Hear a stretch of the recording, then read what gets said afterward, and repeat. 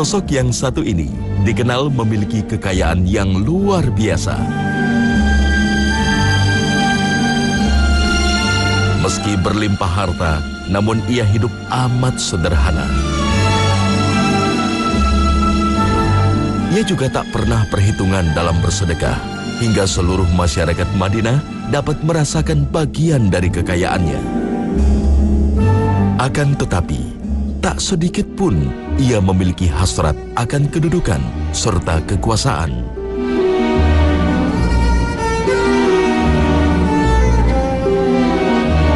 Dialah Abdurrahman bin Auf.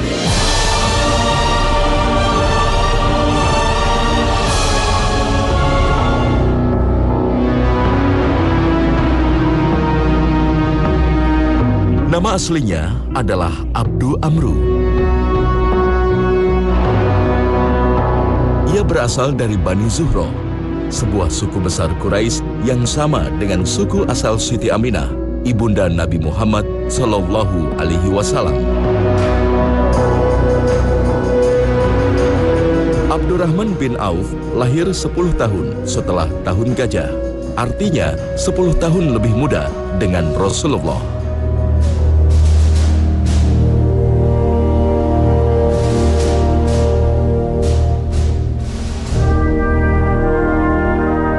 Meski berusia muda, namun statusnya sebagai seorang saudagar sukses membuat ia memiliki kedekatan dengan para petinggi Quraisy.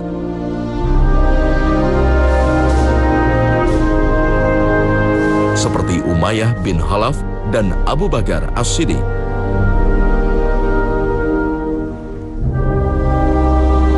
Hubungan yang dekat dengan Abu Bakar inilah yang membuat Abdurrahman bin Auf mudah menerima pintu hidayah.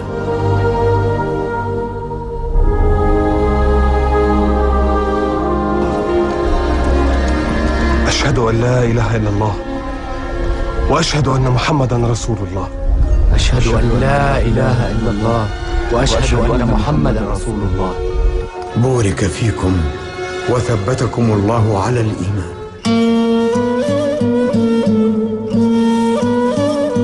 Para ahli sejarah menyebutkan dia masuk Islam sebelum Nabi Shallallahu Alaihi Wasallam masuk ke rumah Arqam bin Abil Arqam, karena Nabi SAW menjadikan rumah Arqam bin Abil Arqam sebagai tempat untuk bersembunyi mengaji, menyampaikan wahyu, bersama dalam ibadah dan seterusnya.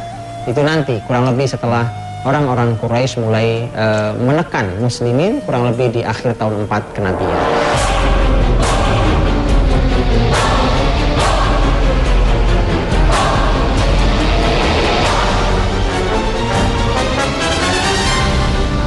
Ketika Quraisy mulai menyiksa kaum muslimin, Rasulullah Sallallahu Alaihi Wasallam memerintahkan untuk hijrah ke Habasyah.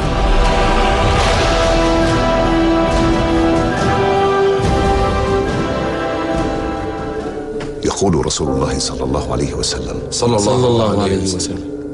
لو خرجتم إلى الحبشة فإن بها ملكا لا يظلم عنده أحد وهي أرض صدق إن شاء الله إلى أن يجد الله سبحانه مخرجا لما أنتم فيه.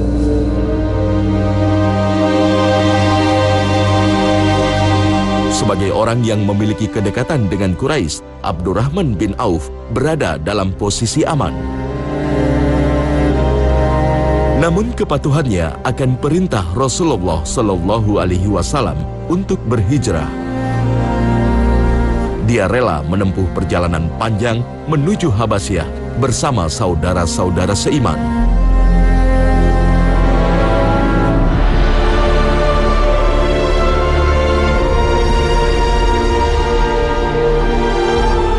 يا أهل الإسلام، يقول لكم رسول الله صلى الله عليه وسلم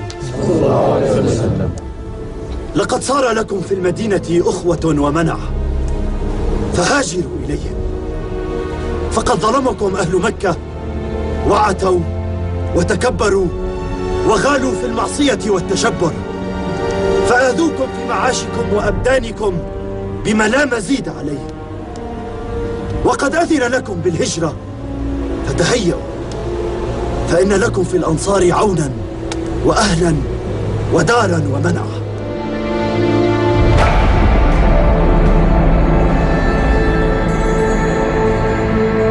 Ini pula yang dilakukannya ketika Rasulullah Shallallahu Alaihi Wasallam memerintahkan kaum muslimin hijrah ke Madinah.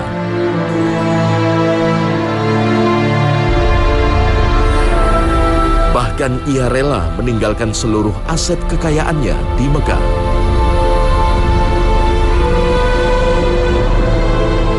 Harta yang ia bawa hanyalah pakaian yang menempel di badannya. Abdurrahman bin Auf mencontohkan pada kita, beliau hijrah ke kota Madinah, dia tinggalkan seluruh harta. Jelas musibah untuk sebuah bisnis. Tapi memang ketika semua yang dikorbankan karena Allah, tidak ada kata musibah. Semua yang dikorbankan karena Allah Subhanahu wa Ta'ala, maka Allah akan berikan ganti yang lebih mulia, lebih baik dari yang ia tinggalkan, yang ia miliki sebelumnya. Dan lihat bagaimana kepindahan ke kota Madinah. Dia hanya membawa baju yang menempel di badannya. Dia tidak membawa apa-apa. Tentu sekarang dia tidak punya rumah, dia tidak punya harta, bahkan dia hanya pakaian yang dia pakai. Sampai kemudian di kota Madinah, Nabi Shallallahu Alaihi Wasallam mempersaudarakan antara orang Muhajirin dan Ansor.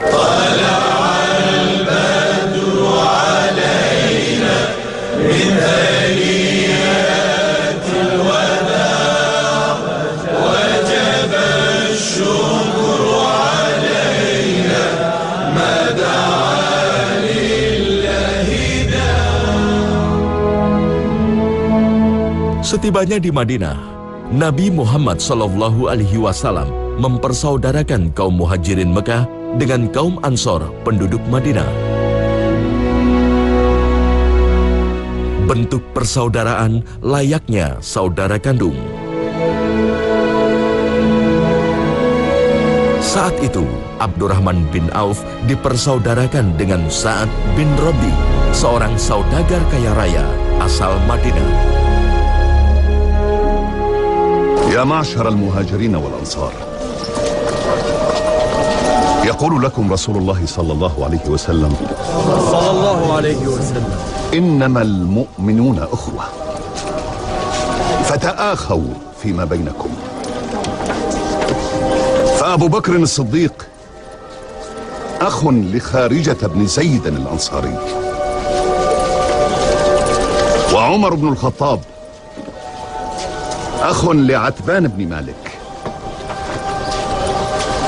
وعثمان بن عفان وأوس بن ثابت أخوان، وعبد الرحمن بن عوف أخ لسعد بن الربيع. إنما المؤمنون أخوة.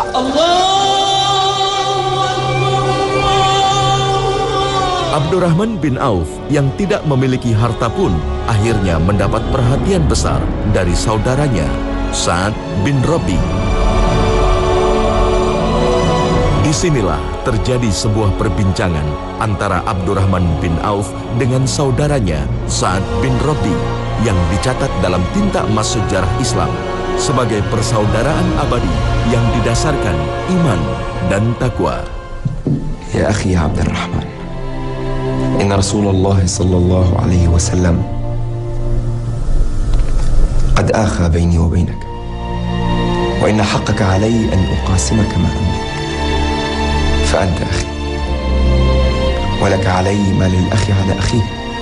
بورك لك وبارك الله فيك يا أخي سعد.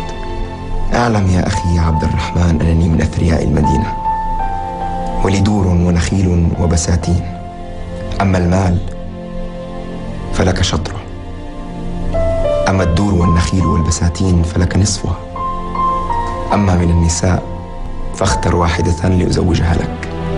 Abdurrahman bin Auf yang mendapat tawaran menggiurkan dari saudaranya justru menolaknya. إنما أنا رجل تاجر فدلني على السوق وتكون قد كفيت أخاك. Dari tidak memiliki apa-apa, kekayaan Abdurrahman bin Auf mulai bertambah. Namun begitu tak membuat dirinya kian congkak dan tinggi hati. Bahkan ia dilanda kegelisahan atas anugerah kekayaan yang dimilikinya. Abdullah bin Auf radhiyallahu anhu suatu saat datang kepada ibunda Ummu Salamah radhiyallahu anha, Ummul Mukminin. istri Nabi Shallallahu Alaihi Wasallam. Kemudian mengeluh lagi. Apa keluhannya? Dia tidak mengeluh karena miskin. Dia tidak mengeluh karena khawatir hartanya habis, bangkrut. Tidak sama sekali. Justru yang dia khawatirkan, kenapa saya sangat kaya? Hari ini di mana ada orang seperti itu? Tunjukkan, subhanallah. Ada orang kaya raya, dia khawatir dengan kekayaannya. Dia katakan, ya ummah, wahai bunda, wahai ibu, saya ini sangat kaya. Saya khawatir kekayaan ini menghancurkan saya. Maka bagaimana ini? Maka kemudian Ummu Salamah radhiyallahu anha mengatakan, ya bunayya anfik, nak, infakkan hartamu. Karena itu yang akan menyelamatkan kamu. Maka tadi dia infakkan harta itu sedemikian luar biasa. Ini pelajaran mahal bagi kita. Andai harta itu dipegang oleh orang sebaik Abdurrahman bin Auf, andai perekonomian itu dikendalikan oleh orang beriman seperti Abdurrahman bin Auf,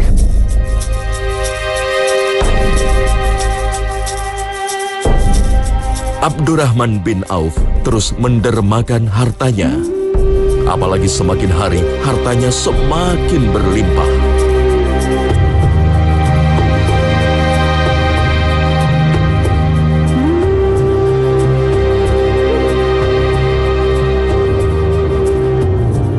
Saat Rasulullah Shallallahu Alaihi Wasallam mengumumkan jihad, Abdurrahman bin Auf langsung memenuhi panggilan.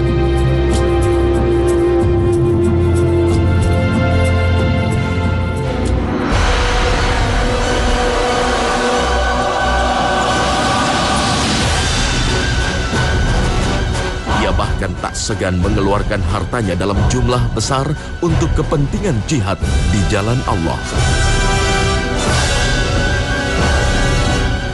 Ribuan kuda dan unta ia serahkan pada Rasulullah Shallallahu Alaihi Wasallam sebagai kelengkapan jihad.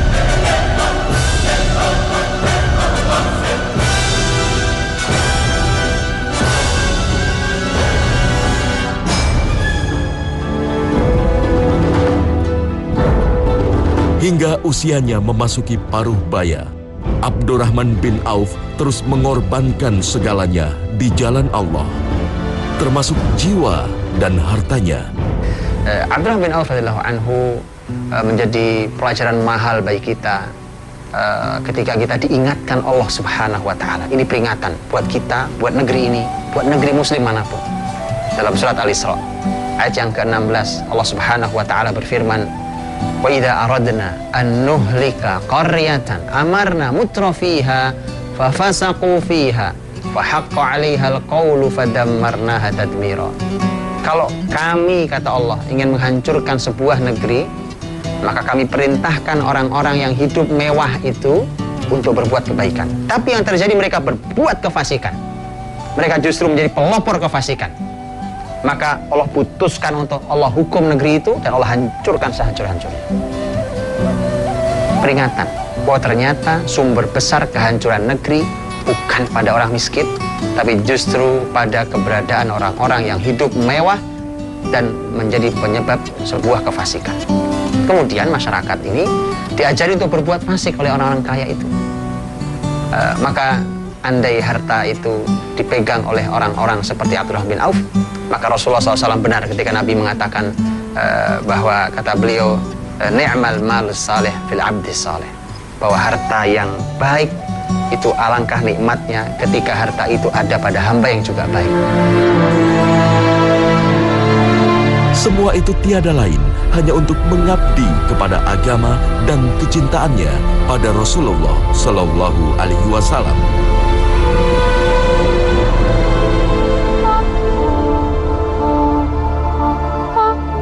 Itulah mengapa ia tak kuasa menahan kepedihan ketika Rasulullah Shallallahu Alaihi Wasallam wafat di tahun 11 Hijriah.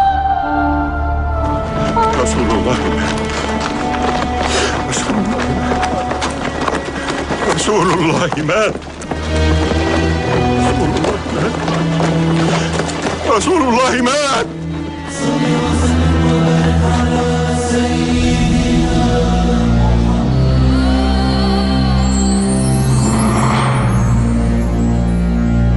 Di masa kekhalifahan Abu Bakar dan Umar bin Khattab, Abdurrahman bin Auf terus memainkan perannya. Abdurrahman tak hanya menginfakkan hartanya di jalan jihad peperangan, namun turut membagikan harta kepada masyarakatnya. Hingga hampir dipastikan tidak ada satu orang pun yang tidak merasakan harta Abdurrahman bin Auf. Kalau hari ini ada orang sehebat itu, biasanya dia akan memanfaatkan itu untuk menjadi penguasa di tempat itu. Toh dia sudah beli semuanya, masyarakat sudah dia beli. Siapa yang tidak pernah memakan jasa dia? Dan orang-orang yang memakan jasa sulit untuk keluar dari jasa orang itu. Tapi tidak dengan Abdurrahman bin Auf radhiyallahu anhu, karena ini dia lakukan ikhlas karena Allah Subhanahu wa taala. Tidak ada kepentingan itu. Tidak ada dia memberi karena ingin mendapatkan lebih banyak. Wala tamnun tastakthir. Jangan kalian memberi dan ingin berharap kembali yang lebih banyak. Tidak, itu bukan orang yang ikhlas. Abdurrahman bin Auf semua merasakan harta, tapi tidak sama sekali dia memanfaatkan itu untuk menguasai kota Madinah. Bahkan sebagian masyarakat saat itu ingin bahwa khalifah mereka adalah Abdurrahman bin Auf. Tapi dia katakan, demi Allah, kalau ada pisau tertancap di leherku, kemudian tembus di sini, di leher berikutnya, itu lebih aku sukai daripada aku harus menerima jabatan ini.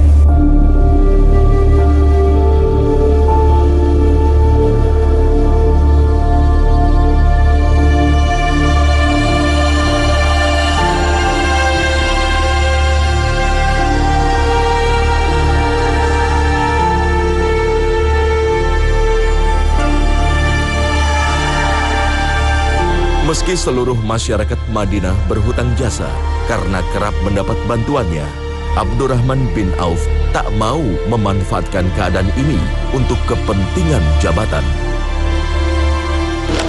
حمل كبير ألقاه أمير المؤمنين على كاهلي. قال لي أريد أن أعاد إليك، فقلت نشدتك الله يا أمير المؤمنين، أتشير علي بذلك؟ قال اللهم لا. ادعوا عليا وعثمان والزبير وسعدا، وانتظروا أخاكم طلحة 3 أيام، فإن جاء وإلا فاقضوا أمركم بينكم. Itulah mengapa Umar bin Khattab mempercayakan Abdurrahman bin Auf sebagai satu dari 6 orang yang ditunjuk sebagai khalifah pengganti dirinya. وكلكم تصلحون لهذا الأمر. اجتمعوا في بيت واحد وتشاوروا. وابني عبد الله بينكم للشورى فقط، ليس له من الأمر شيء. تشاوروا 3 أيام، ولا يأتي اليوم الرابع إلا وعليكم أمير. فإن انقسمتم 3 فحكموا عبد الله بن عمر، فإن لم ترضوا بحكمه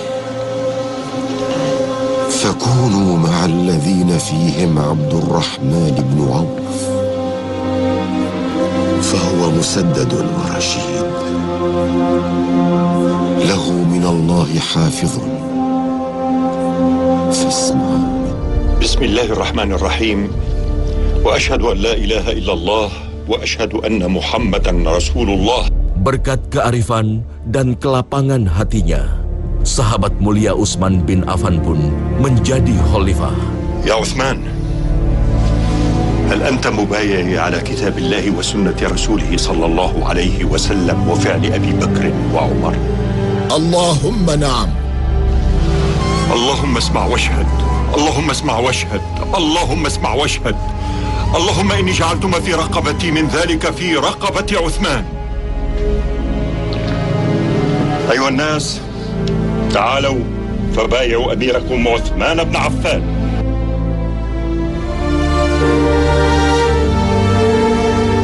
Itu sebabnya Utsman bin Affan begitu menghormatinya. Tapi Abdurrahman bin Auf tetap memposisikan diri sebagai orang biasa. meski Khalifah Utsman mengangkat dirinya sebagai penasihat Khalifah.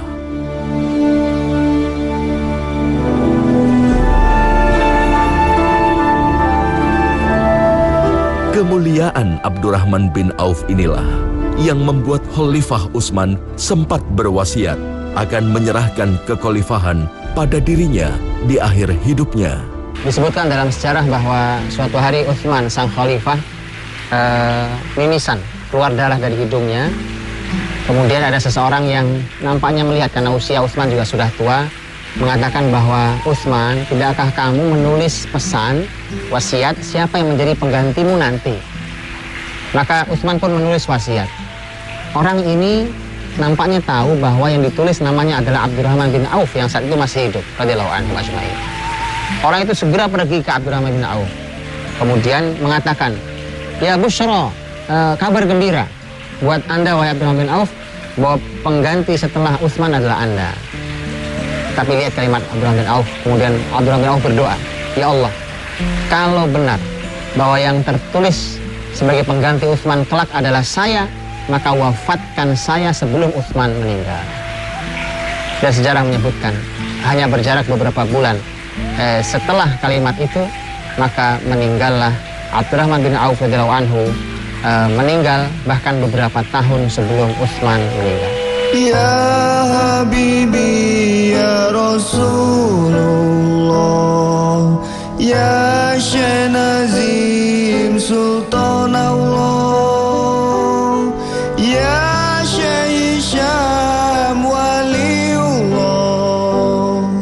Benar saja, Allah Subhanahu wa Ta'ala mengabulkan apa yang menjadi keinginan Abdurrahman bin Auf. Abdurrahman bin Auf akhirnya wafat pada tahun 31 Hijriah, 5 tahun menjelang berakhirnya kekhalifahan Utsman. Abdurrahman bin Auf yang sepanjang hidupnya mendermakan hartanya di jalan Allah, ternyata masih menyisakan harta berlimpah. Inilah keberkahan harta tak ternilai. Rahimahullah Abdurrahman bin Auf.